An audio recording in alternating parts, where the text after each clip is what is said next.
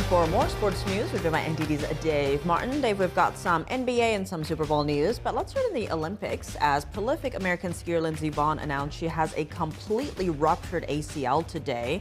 What is the plan for her going forward? Well, surprisingly, she said despite that, she's still going to compete in the Olympics, which, the opening ceremonies are this Friday, so just a few days away. Now, she crashed last week on Friday in a World Cup downhill event in Switzerland, was airlifted to a hospital right from the mountain there, so it looked pretty bad. Let's actually listen to what she said today about it. I've been doing extensive therapy, been consulting with doctors, been in the gym, and today I went skiing.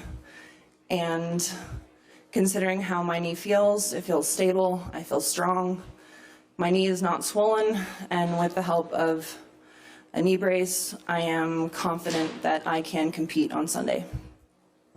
What I did today on the hill is not necessarily a great test. I still need to do the downhill training run. But I also know what my knee has felt like with previous injuries in the gym and what it's felt like during all the physical tests. And I can say that I feel a lot better right now than I have in the past. I feel a lot better right now than I did in 2019 for the last World Championships. And I still got a medal there with no LCL and 3 tibial plateau fractures. So, like I said, this is not an unknown for me. I've done this before. I wish I wasn't in this position, but this is where I am, and I will do the best I can.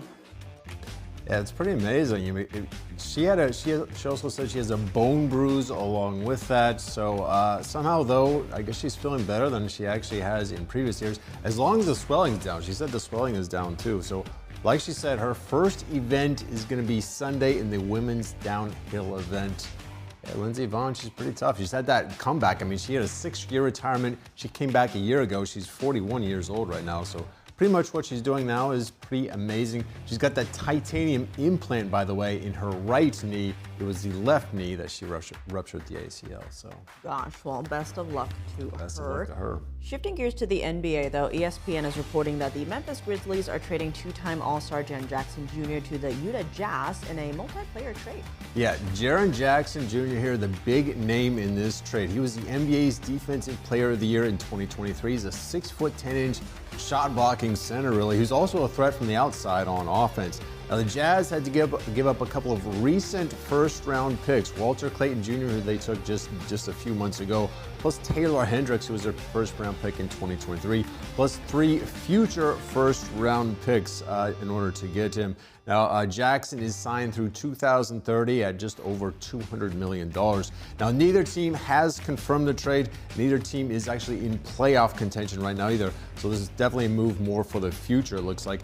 We'll definitely see more trade news, I'm sure, in the next 48 hours because the NBA's trade deadline will be on Thursday. So, Tiff, get ready to talk more trades, all right? Going to be a lot more J's tomorrow. A lot more J. Jaren Jackson Jr., yes. Jazz.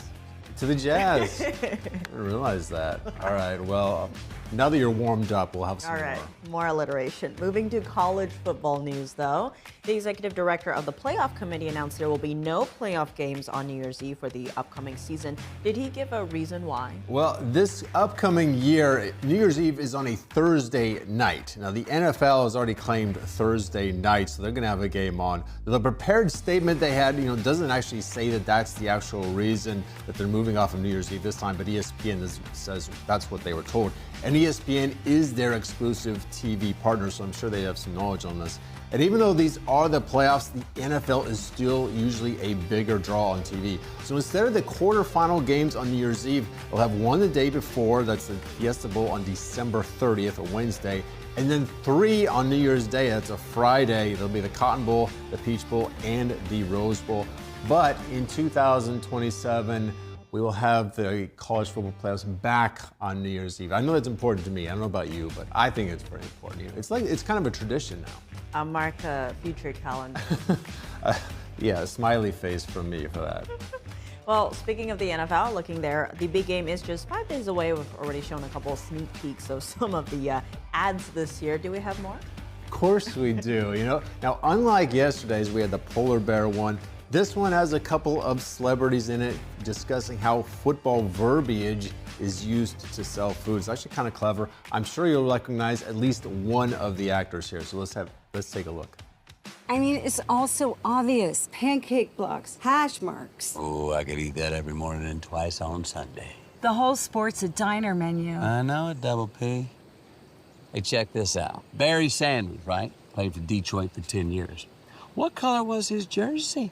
Blue, Making him a? blueberry. Oh! That one's a bit of a reach. The bar's totally selling food. So that was, of course, Matthew McConaughey and Parker Posey in an ad for Uber Eats. Now, as you know, those two were both in the movie Dazed and Confused, which came back out in 1993. Did you ever see the movie, too? I don't think I have. But first off, were you going to say the polar bear is not famous from yesterday? Well, compared to Matthew McConaughey, at least I don't Right, really different think he's that world. famous. Plus, it was kind of a clever commercial, you know. Did you notice pancake blocks, she said, hash marks, you know. Those are both, you know, football verbiage, so he gets all hungry about that, so I thought it was kind of clever. Are you going to Uber Eats a meal now?